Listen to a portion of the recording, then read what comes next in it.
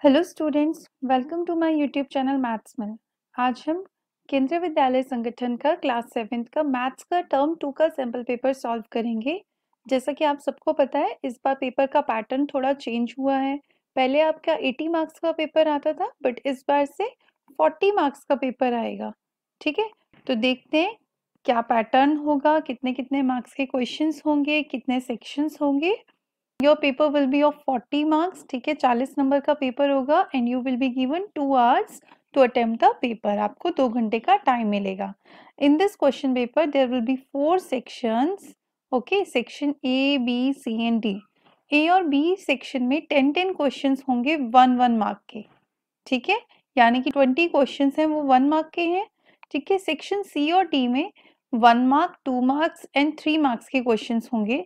Section C और D में आपके 1 मार्क्स के 3 क्वेश्चंस होंगे। ठीक है, एंड 2 मार्क्स के 2 क्वेश्चंस एंड 3 मार्क्स के 1 क्वेश्चन होगा। ठीक है, तो सभी सेक्शन आपके 10 मार्क्स के होंगे। Internal choice is given in 1 question of 2 mark and 1 question of 3 marks. जो आपको चॉइस है कि एक क्वेश्चन में 2 आपको दिए होते हैं कि इन दोनों में से कोई एक करना है, वो एक 2 मार्क्स के क्वेश्चन में होगी और एक 3 मार्क्स के क्वेश्चन में होगी। ओके, तो चलिए स्टार्ट करते हैं पेपर। आज हम पूरा पेपर सॉल्व करेंगे और आप इस पेपर को डाउनलोड भी कर सकते हैं। इसका लिंक डिस्क्रिप्शन बॉक्स में दिया हुआ है, वहां से आप ये पेपर डाउनलोड करके फिर खुद प्रैक्टिस कीजिएगा। ठीक है, नाउ सेक्शन ए। जैसा कि मैंने आपको बताया, इस सेक्शन में सभी क्वेश्चन कितने कितने मार्क्स के होंगे, 1 मार्क के। Okay, now question number 1, the rational number representing point P on the number line is. आपको बताना है ये जो पॉइंट पी है, ठीक है, ये किस रैशनल नंबर को रिप्रेजेंट करता है इस नंबर लाइन पर। यहाँ पर सबसे पहले हम देखेंगे कि 0 और -1 के बीच में कितने पार्ट्स किए गए हैं। तो आप देख सकते हो 1 2 3 और ये 4। ठीक है, इसको 4 इक्वल पार्ट्स में डिवाइड किया गया है। सो हम फर्स्ट पार्ट हमारा होगा दिस विल बी 1/4, लेकिन नेगेटिव साइड जा रहे हैं बिकॉज हम लेफ्ट साइड जा रहे हैं, तो -1/4। सेकेंड होगा सेकेंड पार्ट, 4 पार्ट्स में से 2 पार्ट्स ले लिए। थर्ड 3 पार्ट्स लिए कितने में से, टोटल 4 पार्ट्स में से। और लास्ट ये वाला हो गया 4/4, जिसे कि हम 1 लिख सकते हैं। तो P क्या रिप्रेजेंट कर रहा है, -3/4। So option C is the correct answer. Question number 2, the reciprocal of -3/5 is. अब रेसिप्रोकल क्या होता है, जिसमें आप न्यूमरेटर को डिनोमिनेटर में चेंज कर देते हैं और डिनोमिनेटर को न्यूमरेटर में। यानी कि -3/5 का रेसिप्रोकल हो जाएगा 5/3। ठीक है, बट नेगेटिव साइन है, तो आप चाहो तो न्यूमरेटर में नेगेटिव साइन लगा सकते हो या डिनोमिनेटर में भी लगा सकते हो। ठीक है, तो आपको बताओ इसमें से कौन सा करेक्ट है, ऑप्शन सी। ओके, बाकी सारे तो पॉजिटिव है। Now question number 3 is the area of circle with radius 7 centimeter is। हमें सर्कल का एरिया फाइंड करना है। क्या फॉर्मूला है एरिया ऑफ सर्कल का, area of circle is equal to pi are square. ठीक है, what is the value of pi, 22/7। और हमें बोला है रेडियस कितनी है, 7 सेंटीमीटर। सो 7 रेडियस है तो 7 का स्क्वायर यानी कि 7 इंटू 7। स्क्वायर का मतलब होता है किसी नंबर को अपने आप से 2 बार मल्टीप्लाई करना। 7 से 7 कैंसिल, 22 इंटू 7 कितना आता है, 154। और बिकॉज दिस इज एरिया तो सेंटीमीटर स्क्वायर। ठीक है, तो ये आपके पास आ गया option C. Next question, question number 4, the coefficient of x in 3xy² is. अब इसमें x का कोफिशिएंट क्या है, अगर हमसे सिर्फ न्यूमेरिकल कोफिशिएंट पूछा होता तो हम 3 लिखते, बट यहाँ पर तो हमें x का कोफिशिएंट पूछा है, तो वो उसमें x के अलावा जो भी आपको दिख रहा है, वेरिएबल हो, ठीक है, या कांस्टेंट हो, आप दोनों को बताएंगे। तो x के अलावा इसमें क्या है, 3y²। So coefficient of x क्या है, 3y²। The exponential form of this is, इसको एक्सपोनेंट में कैसे लिखेंगे, कितनी बार b है यहाँ पर, 1 2 3 4 5। So b raise to the power 5। Okay, 25 raise to the power 0 is equal to, किसी भी नंबर की पावर अगर हम 0 करते हैं तो वैल्यू होती है 1। ठीक है, हमने लॉज ऑफ एक्सपोनेंट में पढ़ा है, a raise to the power 0 is equal to 1। तो कोई भी नंबर हो, 1000 हो, 10,000 हो, लाख हो, करोड़ों, किसी की भी पावर 0 होती है तो आंसर आता है 1। Okay, now question number 7 is the number of lines of symmetry in a rectangle is, ठीक है, कि रेक्टेंगल में कितनी लाइंस ऑफ सिमेट्री होती है। If this is a rectangle, ठीक है, अगर हम इसमें यहाँ से वर्टिकली एक लाइन ड्रॉ करते हैं तो इसमें लेफ्ट वाला पार्ट और राइट वाला पार्ट जो होंगे वो बिल्कुल आइडेंटिकल होंगे, सेम टू सेम एक जैसे, ठीक है। इसी तरह से अगर हम हॉरिजॉन्टली एक लाइन ड्रॉ करते हैं तो अपर पार्ट और लोअर पार्ट, ये ऊपर और नीचे वाले दोनों पार्ट भी बिल्कुल सेम टू सेम एक जैसे होंगे। तो कितनी लाइंस ऑफ सिमेट्री होंगी, 2 lines of symmetry. Okay, question number 8, the plane figure that has infinite lines of symmetry is, किस फिगर में इनफाइनाइट लाइंस ऑफ सिमेट्री होती है, सर्कल में, स्क्वायर में, ट्राइंगल में या काइट में। देखो सर्कल जो होता है उसमें हम कहीं से भी कितनी भी लाइंस ऑफ सिमेट्री ड्रॉ कर सकते हैं, बस लाइन आपकी सेंटर से पास होनी चाहिए, ठीक है। ऐसे हम बहुत सारी लाइंस ऑफ सिमेट्री यहाँ पर ड्रॉ कर सकते हैं। तो कितनी लाइंस ऑफ सिमेट्री होंगी, इनफाइनाइट, ठीक है। स्क्वायर में कितनी लाइंस ऑफ सिमेट्री होती है, 4। ट्राइंगल में, अगर ट्राइंगल हमें देखना पड़ेगा, अगर इक्विलेटरल है तो 3, आइसोसेलेस है तो 1, ठीक है, और स्केलिन ट्राइंगल है तो कोई भी लाइन ऑफ सिमेट्री नहीं होती। काइट में ओनली 1 लाइन ऑफ सिमेट्री होती है, ठीक है। अब आपको ये फिगर दी है क्वेश्चन नंबर 9 में, this represent the net of, ये किसका नेट है, 2 सर्कल और एक रेक्टेंगल से मिलकर क्या बनता है, एक सिलेंडर, ठीक है। अगर आपको ये देखना होगा कि किस 3 डायमेंशनल ऑब्जेक्ट का नेट कैसा होता है तो इसके लिए मैंने एक वीडियो बनाया हुआ है जिसका लिंक मैं आपको डिस्क्रिप्शन बॉक्स में दे दूंगी, आप वहां से चेक कर लेना और वीडियो देख लेना। Now question number 10, the number of vertices a square pyramid has is, कि एक स्क्वायर पिरामिड में कितने वर्टिसेस होते हैं। तो स्क्वायर पिरामिड कैसा होता है, इसके बेस में स्क्वायर होता है और इसके टॉप में 4 ट्राइंगल्स होते हैं, हर एज पर एक एक ट्राइंगल। तो कितने वर्टिसेस हैं इसमें, 1 2 3 4 and 5. How many vertices are there, 5 vertices. Okay, now section B, ठीक है। इस सेक्शन बी में भी सभी क्वेश्चन 1-1 मार्क के हैं, बस इसमें ऑप्शंस नहीं दिए हैं, आपने खुद सॉल्व करना है इनको। Rewrite -8/6 in the simplest form, question number 11 में आपको बोला है इसे सिंपलेस्ट फॉर्म में लिखना है। तो कैसे लिख सकते हैं, -8/6 को 2 से डिवाइड कर सकते हैं, 2 3 6, 2 4 8। अब किसी भी और सेम नंबर से 4 और 3 डिवाइड नहीं होते, so this will be the simplest form of -8/6।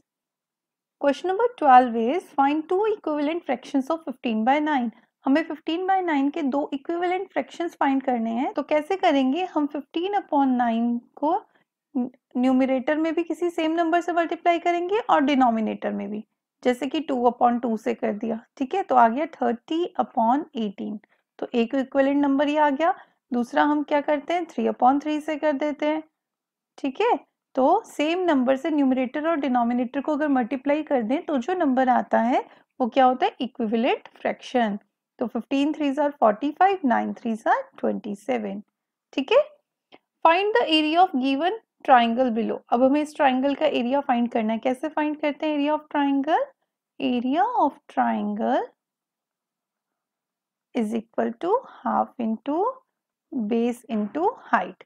तो यहाँ पर बेस कितना दिया हुआ है, 30 सेंटीमीटर, हमें यूनिट्स दी नहीं है तो हम 30 लिख देते हैं, और हाइट कितनी दी है, 21। 15 2s are 30, 2 1s are 2 and ये 15 टाइम्स, ओके।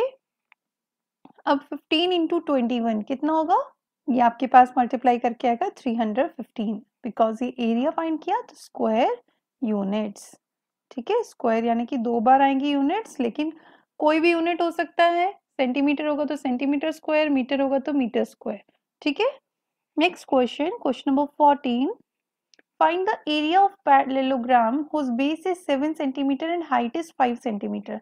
हमें पैरेललोग्राम का एरिया फाइंड करना है जिसका बेस 7 सेंटीमीटर दिया और हाइट 5 सेंटीमीटर। तो कैसे करते हैं area of parallelogram find, area of parallelogram is equal to base into height. So base is 7, height is 5, 7 5s are 35 centimeter square. Okay. Write the algebraic expression for 3 added to twice of t. हमें इसके लिए algebraic expression लिखना है 3 added to twice of t. Twice of t का मतलब है T का 2 गुना, तो 2 इंटू टी हो जाएगा ट्वाइस ऑफ टी, और उसमें क्या ऐड करना है 3, तो this is 2t plus 3. Okay, now question number 16, find the value of this 3a square plus a for a is equal to -1. तो हम क्या करेंगे, put a is equal to -1 and 3a square plus a. तो जहां जहां a है वहां क्या पुट करना है, -1, तो -1 का स्क्वायर प्लस -1. सो जब भी -1 का स्क्वायर करते हैं तो -1 इंटू 1 1 आ जाता है, क्योंकि माइनस माइनस प्लस हो जाता है, सो 3 इंटू 1 और प्लस माइनस माइनस ये 1 हो गया, so 3 1s are 3 -1, this is equal to 2. Okay, now question number 17, 4 raised to the power 0 plus 5 raised to the power 0 plus 6 raised to power 0, इसकी value find करनी है. तो मैंने आपको पहले भी बताया, किसी भी नंबर की पावर 0 हो तो वो किसके इक्वल होता है, 1 के equal. So 4 raised to the power 0 1, 5 raised to the power 0 1, 6 raised to power 0 is also 1. तो टोटल कितना आ गया, 1 plus 1 plus 1 3. Okay, now question number 18, simplify 5 raised to the power 3 into 5 raised to the power 4. अब यहाँ पर अगर हमें बोला होता कि write in exponential form, तो हम इसको एक्सपोनेंट में लिखते, पावर्स ऐड हो जाती हैं अगर बेस सेम हो तो, लेकिन यहाँ सिंप्लीफाई लिखा है तो हमें आंसर निकालना है. तो 5 इंटू 5 इंटू 5 इंटू 4 टाइम फिर से 5, 5 इंटू 5 इंटू 5 इंटू 5. ओके, तो 7 टाइम्स 5 आ गया. 5 5 ज़र 25, 25 5 ज़र 125, 125 5 ज़र कितना होता है, 625. ठीक है, तो 625 लिख लेते हैं. अगेन 5 5 ज़र 25, 25 5 ज़र 125. इन दोनों को मल्टीप्लाई कर लेते हैं, कितना आंसर आएगा आपके पास, it will be 78,125. Okay. Now question number 19, write the order of rotational symmetry for the given figure. इस फिगर में आपको बताना है रोटेशनल सिमेट्री का ऑर्डर क्या होगा. तो आपको पता है कि रोटेशनल सिमेट्री कैसे पता लगती है, कि हम इस फिगर को कितनी बार रोटेट करें और ये सेम आ जाए. मान लो मैंने यहाँ पे पॉइंट कोई ले लिया P, तो इसको यहाँ पर रोटेट करेंगे, अगली फिगर आपकी कैसे आ जाएगी, सेम टू सेम ऐसे 90 डिग्री रोटेट कर दिया मान लो मैंने इसको. ठीक है, तो पॉइंट P आपका कहाँ आ जाएगा. ठीक है, फिगर सेम रहेगी. सिमिलरली फिर से मैंने 90 डिग्री रोटेट कर दिया, तो आपका पॉइंट P कहाँ आ जाएगा. ये पॉइंट P क्यों लिया है, बस ये दिखाने के लिए कि फिगर रोटेट हो रही है, ऐसे तो सेम टू सेम एक जैसी रहेगी. तो P पॉइंट आपका यहाँ आ जाएगा. ठीक है, फिर से हमने क्या किया था, यहाँ से 90 डिग्री रोटेट कर दिया इसको, फिर से 90 डिग्री रोटेट कर दिया, तो क्या आ जाएगा, पॉइंट P कहाँ पर आएगा आपका, इस साइड आ जाएगा. ठीक है, और अगेन 90 डिग्री रोटेट किया हमने, तो पॉइंट P हमारा इनिशियल पोजीशन पर आ जाएगा.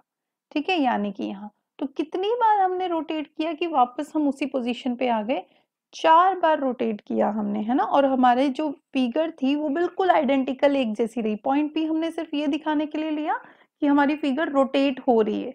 ठीक है, तो कितने क्या हो गया, इसका ऑर्डर ऑफ रोटेशन इज 4. ठीक है, order of rotation is 4. Question number 20, what shape do we get with the horizontal cross section of an ice cream cone? जब आइसक्रीम कोन को horizontally इस तरह से कट करेंगे तो हमें क्या मिलेगा इसमें, अ ट्राइंगल. इस तरह से आपको मिलेगा एक ट्राइंगल. ओके, तो हॉरिजॉन्टल क्रॉस सेक्शन जब हम करते हैं किसी आइसक्रीम कोन का, अगर वो इस तरह से इस पोजीशन में रखा हुआ है तो हमें मिलता है triangle. Okay, now section C. इस सेक्शन में क्वेश्चन नंबर 21 से लेके क्वेश्चन नंबर 23 तक सभी 1 मार्क के क्वेश्चंस हैं. ठीक है, और क्वेश्चन नंबर 24 जो है ये 2 मार्क्स का क्वेश्चन है. तो कैसे करेंगे, right 2 rational numbers between -1 and 1. -1 और 1 के बीच में 2 रैशनल नंबर लिखने हैं. अब आप बोलोगे -1 और 1 के बीच में तो सिर्फ 0 आता है, तो हम क्या करते हैं, -1 को किसी सेम नंबर से मल्टीप्लाई और डिवाइड कर देते हैं. यानी कि जैसे मान लो मैंने इसको 5/5 से मल्टीप्लाई कर दिया, तो कितना आएगा, -5/5. इसी तरह से 1 को भी कर दिया मैंने मल्टीप्लाई, 1 इंटू 5/5। जब भी मल्टीप्लाई करना है तो ध्यान रखना कि डिनोमिनेटर सेम होने चाहिए मल्टीप्लाई करने के बाद, ठीक है। तो यहाँ आ गया 5/5। अब इन दोनों के बीच में हमें कितने नंबर चाहिए, 2 रैशनल नंबर। तो -5/5 और 5/5 के बीच में आप कोई भी 2 रैशनल नंबर ले सकते हो। मान लो मैंने ले लिया 1/5, 2/5, ठीक है। आप चाहो तो -1/5 ले सकते हो, ठीक है। आप -2/5 ले सकते हो, -3/5, -4/5, आप कोई सा भी ले सकते हो। इसी तरह से 0/5, 1/5, 2/5, 3/5, 4/5 तक कोई से भी रैशनल नंबर ले सकते हो। ये सारे इन दोनों के बीच में आएंगे। Now question number 22, find the circumference of circle whose radius is 7 centimeter. तो सर्कल का सर्कमफ्रेंस कैसे फाइंड करते हैं, of circle is equal to 2 pi r and the radius of the circle is 7 centimeter. So 2 into 22 by 7 into 7. 7 से 7 cancel, 2 into 22 that is 44 centimeter. Okay. Find the value of 3 raised to the power 5. तो 3 raised to the power 5 की value find करनी है। तो क्या आ जाएगा आपके पास 3 into 3 into 3 into 3 into 3. That is 3 3s are 9, 9 3s are 27, 27 3s are 81 and 81 3s are 243. Okay. Now question number 24, ये 2 मार्क्स का क्वेश्चन है। इसका मतलब A पार्ट भी 1 मार्क्स का है और B पार्ट भी 1 मार्क्स का है, ठीक है। तो पहले A करते हैं, 2 complete 1/3 into 1/5। तो पहले कैसे सॉल्व करेंगे, 3 को 2 से मल्टीप्लाई करेंगे और 1 ऐड करेंगे। 3 2s are 6 plus 1 7/3 into 1/5। Numerator को न्यूमरेटर से मल्टीप्लाई कर देंगे और डिनोमिनेटर को डिनोमिनेटर से। 7 1s are 7, 5 3s are 15। Okay. Now question number 24 का बी पार्ट, जब मल्टीप्लाई करते हैं तो कैसे करेंगे, 7/8 डिवाइड करना है किससे, 1/2 से। तो 7/8 डिवाइड किस में चेंज हो जाता है, मल्टीप्लाई में। जब भी हम दो फ्रैक्शंस को या रैशनल नंबर्स को डिवाइड करते हैं, ठीक है, तो क्या होता है, जो सेकंड वाला रैशनल नंबर होता है उसका रेसिप्रोकल हो जाता है। डिवाइड मल्टीप्लाई में चेंज होगा और इसका रेसिप्रोकल यानी कि 2/1। 2 से हम 8 को कैंसिल कर सकते हैं, 2 4s are 8, now 7 और 4 1s are 4, ठीक है। अगर ऊपर बड़ा नंबर होता है तो हम इसको मिक्स फ्रैक्शन में लिखते हैं। 4 से अगर हम 7 को डिवाइड करेंगे तो आपके पास क्या आएगा, 4 1s are 4, नीचे 3, तो इसका मतलब होता है 4 तो डिनोमिनेटर में ही रहेगा, ठीक है। जो नीचे वाली टर्म है यानी कि रिमाइंडर हमारा कहाँ आएगा, ऊपर और 1 साइड में। तो क्या आ जाएगा हमारे पास 1 complete 3/4। Okay. Now question number 25, express 144 as the product of powers of prime factors. 144 को प्राइम फैक्टर्स में कैसे लिखेंगे, तो जैसे एलसीएम लेते हैं वैसे ही करेंगे। 2 से डिवाइड करेंगे, 2 7s are 14, 2 2s are 4, फिर से 2 से करेंगे, 2 3s are 6, यहाँ पे 1 बच जाएगा, 2 6s are 12, फिर 2 से करेंगे, 2 1s are 2, 1 बचेगा, 2 8s are 16, देन 2 से 2 9s are 18 एंड 3 से 3 3s are 9 और 3 1s are 3। जब तक 1 नहीं आ जाता तब तक हम इसे प्राइम नंबर से डिवाइड करेंगे, ठीक है। तो 144 को हम पावर्स में कैसे लिखेंगे, 2 into 2 into 2 into 2 4 time and 3 into 3। तो 2 4 टाइम है तो 2 raise to the power 4 and 3 2 time है तो 3 raise to the power 2। Okay. ये क्वेश्चन भी हमारा कितने मार्क्स का है, 2 मार्क्स का। नाउ क्वेश्चन नंबर 26 क्वेश्चन हमारा 3 मार्क्स का क्वेश्चन है और इसमें पार्ट भी है और में एक और ऑप्शन में एक क्वेश्चन दिया हुआ है आपको। तो या तो आप 26 का फर्स्ट और सेकंड पार्ट करेंगे या अगले क्वेश्चन का को कर सकते हैं, ठीक है। ये क्वेश्चन आपका 3 मार्क्स का है यानी कि दोनों क्वेश्चन 1.5 मार्क्स के हैं, ठीक है। तो पहले फर्स्ट पार्ट करते हैं, सब्ट्रैक्ट दिस फ्रॉम दिस। हमें क्या करना है, 4m² माइनस 3mn प्लस 8 में से माइनस करना है किसे, इसमें से हमें माइनस करना है -m² प्लस 5mn को, ठीक है। तो कैसे माइनस करते हैं? जब भी हम माइनस करते हैं तो साइन हमारे चेंज हो जाते हैं। ये अंदर जब माइनस है, बाहर भी माइनस है, तो minus minus plus M square and minus plus minus 5mn। Okay, तो अब हम लाइक टर्म्स को सेपरेट कर लेंगे। 4m स्क्वायर एम स्क्वायर, ठीक है, दोनों प्लस के हैं तो कितने m स्क्वायर हो जाएंगे? 5m square. ठीक है, माइनस 3mn माइनस 5mn, तो माइनस माइनस प्लस, तो माइनस 8mn एंड प्लस 8। अब कोई भी लाइक टर्म नहीं है, सो यही हमारा आंसर होगा। ठीक है, जब भी हम सब्ट्रैक्ट करते हैं तो फ्रॉम जिसके साथ हो, कि फ्रॉम इससे माइनस करना है, तो ये टर्म पहले लिखेंगे और ये वाली टर्म बाद में लिखेंगे। Okay, now second part, add this and this, इन तीनों को हमें ऐड करना है।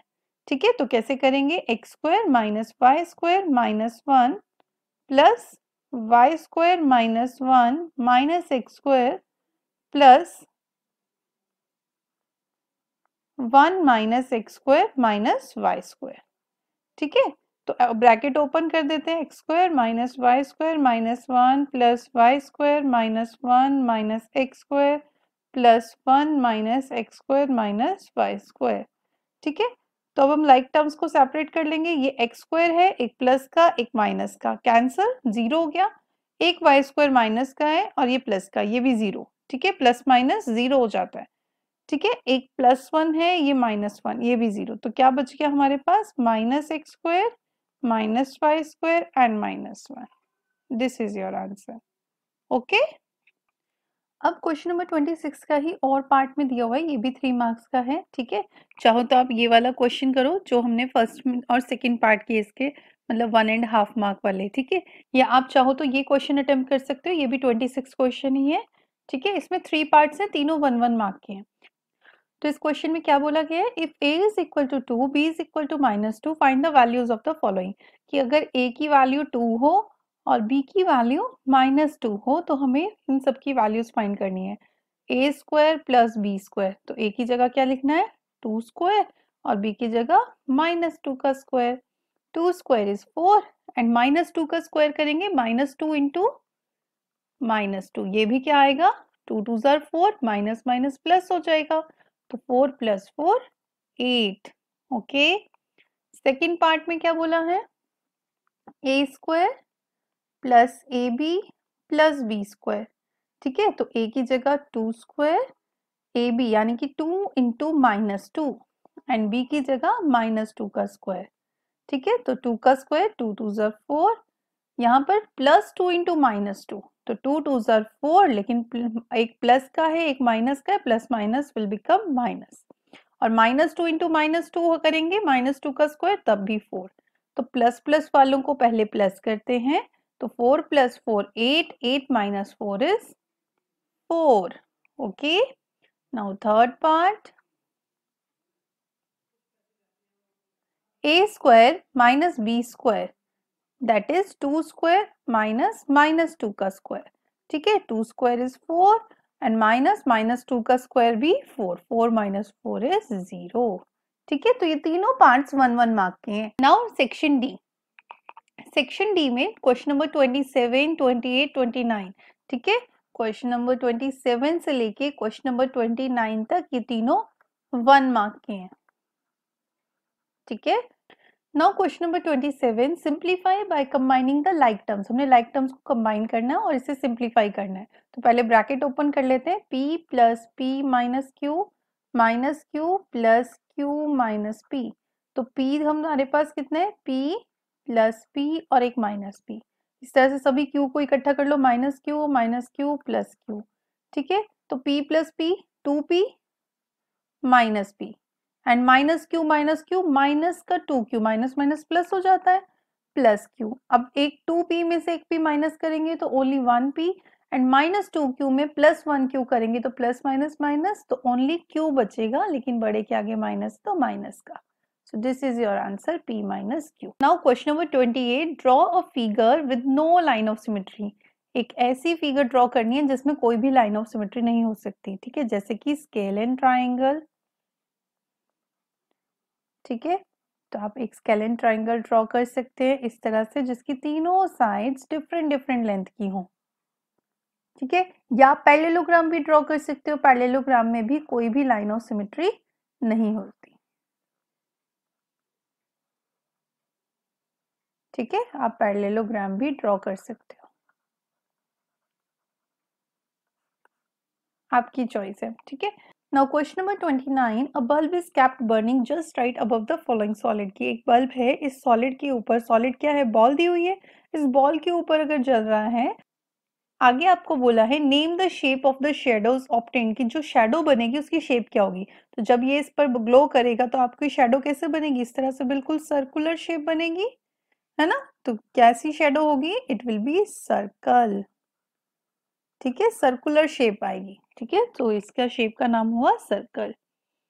Now question number 30, construct an equilateral triangle whose side is 5 centimeter using ruler and compass. ये 2 मार्क्स का क्वेश्चन है, इसमें आपको चॉइस दी हुई है, या तो आपने ये करना है या ये करना है। ठीक है, नाउ क्वेश्चन नंबर 30 में आपको बोला है we have to construct an equilateral triangle. ठीक है, जिसकी ईच साइड की लेंथ कितनी होगी, 5 सेंटीमीटर, और हमें कैसे कंस्ट्रक्ट करना है, यूजिंग रूलर एंड कंपास। ठीक है, for this draw a line segment of length 5 centimeter, इस तरह से। ठीक है, let us name this line segment as A B. अब हमें सी पॉइंट फाइंड करना है। ठीक है, तो सी पॉइंट कैसे फाइंड करेंगे, जितना ए बी है उतना ही हमारे पास ए सी होगा और उतना ही हमारे पास बी सी होगा। ठीक है, जैसे हमने इस रफ स्केच में लिया है। इसके लिए हम क्या करते हैं, टेक योर कंपास, और कंपास में 5 सेंटीमीटर का डिस्टेंस ले लेते हैं।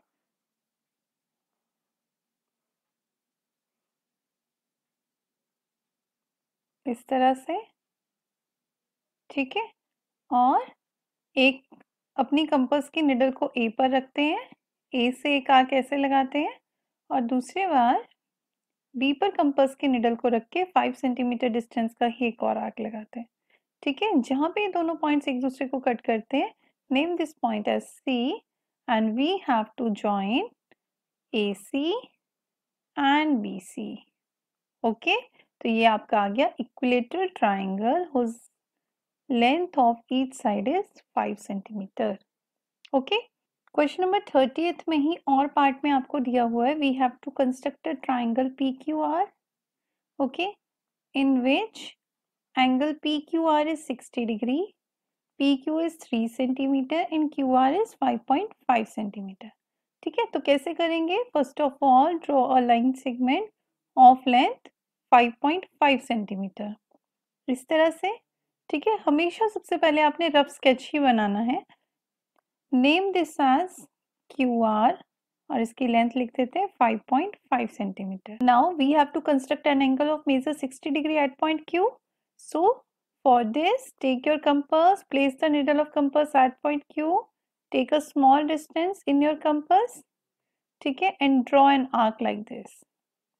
ठीक है, विद द सेम डिस्टेंस, उसी डिस्टेंस से, मान लो ये पॉइंट आ गया हमारे पास ए से एक आर्क लगाएंगे। ठीक है, उसी आर्क पर, तो जहां पर ये कट कर रहा है इसे हम ज्वाइन कर देंगे, ये हो गया हमारा 60 डिग्री का एंगल। ठीक है, मान लेते हैं ये रे हमारे पास आई है क्यू एक्स। अब पी क्यू कितना कट करना है हमने, 3 सेंटीमीटर, तो टेक योर कंपास। ठीक है, and take a distance of 3 centimeter in your compass, इस तरह से।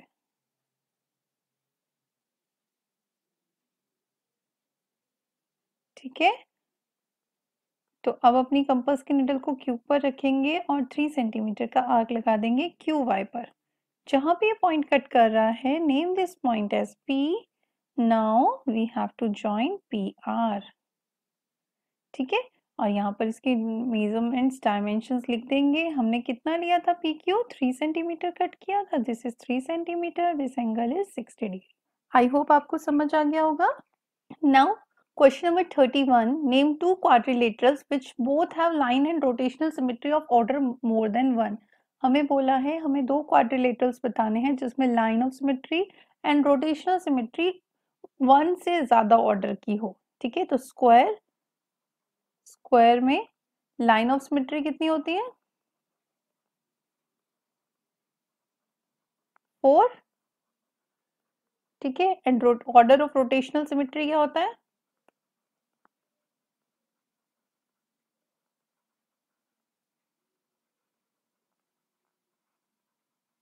Is equal to, this is also equal to 4, ठीक है। सिमिलरली सेकेंड हम बता सकते हैं, रेक्टेंगल, ये भी क्वाड्रिलेटरल है, इसमें लाइन ऑफ सिमेट्रीज कितनी होती है? रेक्टेंगल का हमने किया भी था सेक्शन ए में question, line of symmetry are 2 and order of rotational symmetry